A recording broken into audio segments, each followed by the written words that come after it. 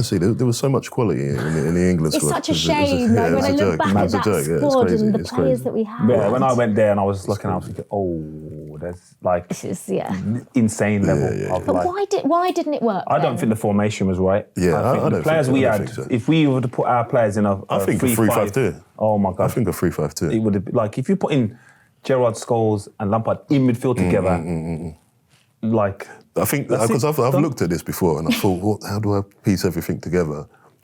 Ashley Cole wing back. Yeah, the other right side is the difficulty one.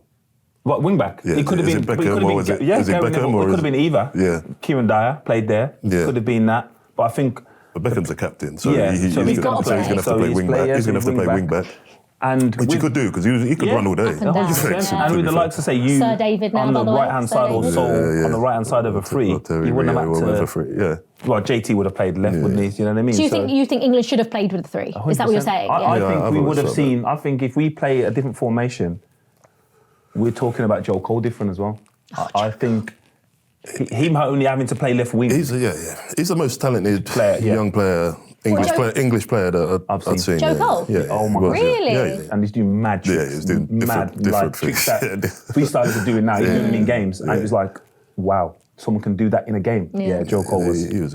And it's a shame that formations were like that in England because what we do with a player like Joe, number 10, would be his best position. Yeah. But we just stick him in a 4-4-2. You stick him on the left, don't you? That's all you do. So that killed him as a player. Now he'd be so much better, you know, to be able to play in today's formations. What was your experience like playing internationally and playing with England? Because Steven Gerrard has come out and said, it felt lonely at times. It maybe I know from the outside looking in, we were like, there's so many stars, but it just doesn't feel like England are a team. Yeah. What was your experiences of going on international duty and playing for England? Mixed. I mean, I remember going to the 2004 tournament. At the time, and I remember there was already players that were they lacked motivation already in the squad. But why could that be? Because they didn't believe that they was ever going to play. Yeah, and I was shocked by that. They'd almost I don't want to say they'd given up, but they said it doesn't matter what you do, you don't play. Yeah, and I didn't believe in that, and I played in the first game. And against France, done well, but then didn't play in the second game.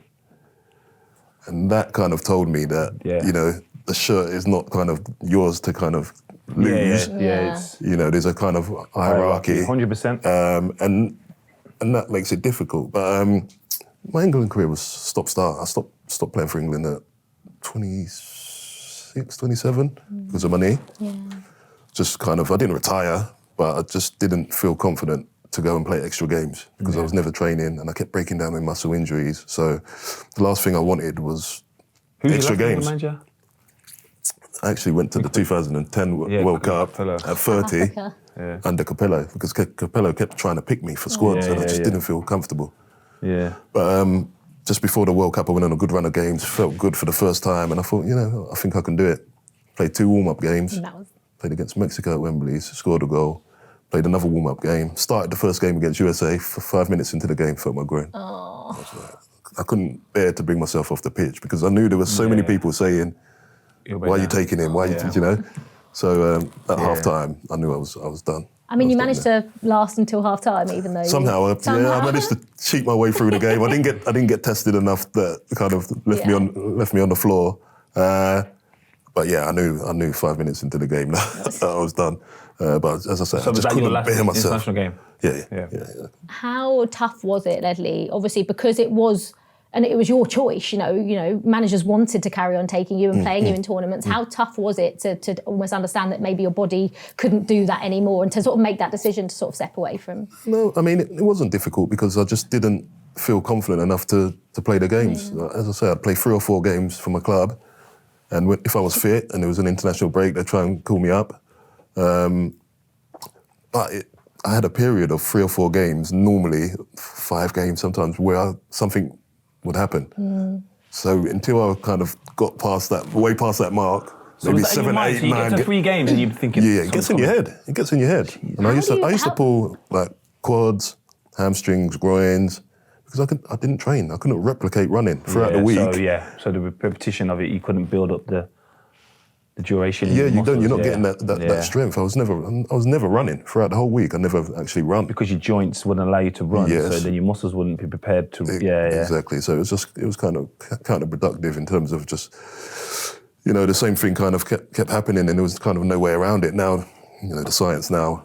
I think I would have been able to play a little bit longer. Now there's underwater treadmills and stuff like that where you can actually have that running motion without putting the weight on your body and stuff like that. So, I did what I could, but it was easy because I just didn't feel confident enough to go and play.